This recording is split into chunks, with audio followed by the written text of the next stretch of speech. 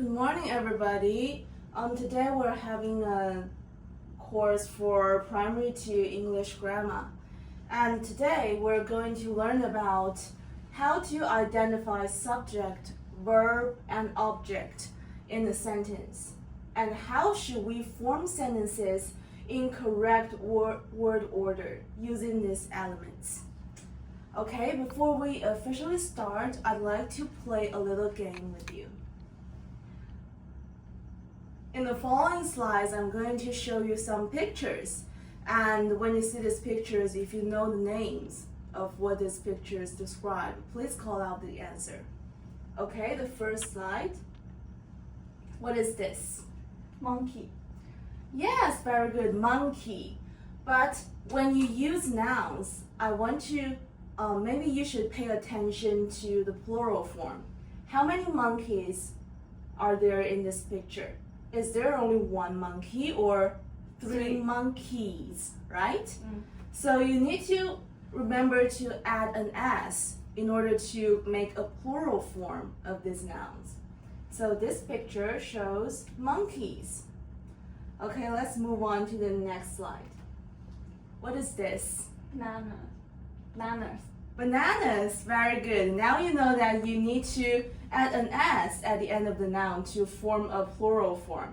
Because there is more than one banana, there are two bananas. Okay, then what about this? What is this monkey doing? You can notice what he's holding in his hand.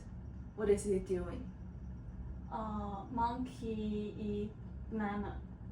Right, monkey eat banana. He's eating, right? So this picture shows eat. Okay, now you know the names of these pictures. I'd like you to make a sentence using these nouns and verbs that we just mentioned. Monkeys, bananas, and eat. How do you form a sentence making use of these words? Can you give me an example? Monkeys eat bananas. Very good. Monkeys eat bananas. That is correct answer. Monkeys eat bananas. Take a look at this sentence. We can know that what is being eaten. Is it monkeys or bananas? What is being eaten? Bananas. Right, bananas are eaten. And monkeys are the one who are performing the action of eating, right? Okay, but what if I want you to say, bananas eat monkeys? Is that correct? Does that make sense? No. Can bananas eat monkeys? No, right? Because in this case, monkeys are the ones that are being eaten. So this sentence is wrong. The rationale behind this why this sentence is wrong, because we need to follow the SVO structure when we make sentences. The SVO structure refers to the subject, verb, and object. Then what are these? Let's talk about verb first. The verb shows the action of a sentence. Okay, now in this sentence, monkeys eat bananas. Can you tell me which word shows action? Eat. Right, very good, eat. Eat is the action. Okay, then what about the subject? Let me tell you, the subject is the doer of the action. So, in this case, who performs the action of eating? Monkey. Right, monkeys. Monkeys is the subject of this sentence. It carries out the action of eating. Okay? Then, let me tell you about the object. The object is the receiver of the action. Which means, in this sentence, can you tell me what receives the action of eating? What is being eaten? Bananas. Very good, bananas. Bananas is the object of this sentence. So we need to follow the structure of subject and verb and object when we make sentences. However, you might wonder that in some cases there might be no object, right?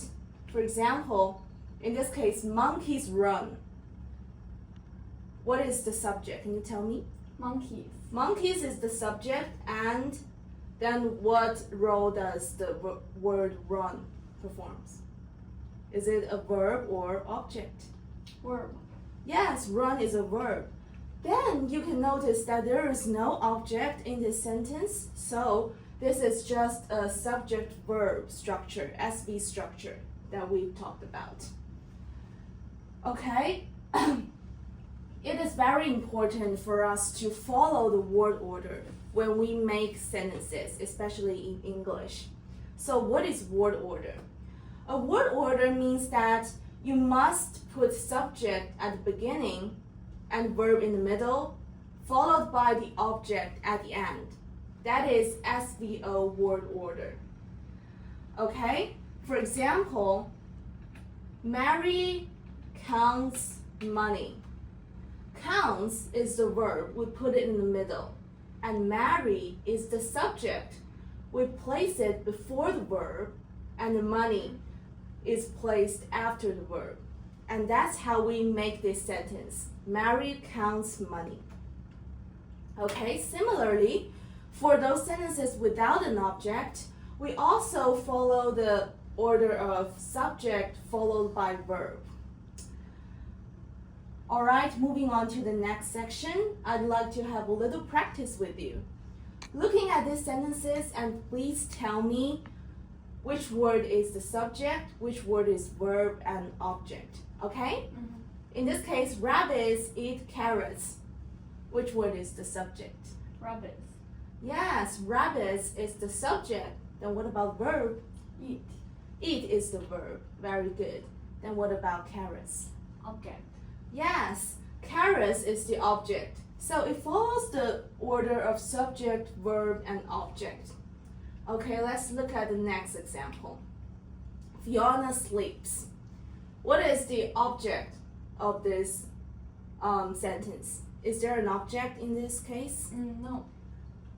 Then can you tell me which word is subject and which word is the verb? Fiona is the subject and sleep is the word. Yes, very good. Fiona is the subject and sleeps is the verb. Because sleeps is the action that's being carried out by Fiona, right? So you need to notice that there is no object here. Mm-hmm. Okay, that's the very end of our lesson, but before we finish this class, I'd like to have a quick recap of what we learned today. Firstly, we learned about subject, verb, and object. The subject refers to the one that performs the action, and the verb signals the action directly. And the object is the one that receives the action in the sentence. Also, we need to pay attention to the word order when we form a sentence, which is SVO and SV. The SVO means that we must put subject before verb and object after verb. And also for those sentences without an object, we can just simply put subject before verb. And that's all we have today. Thank you very much.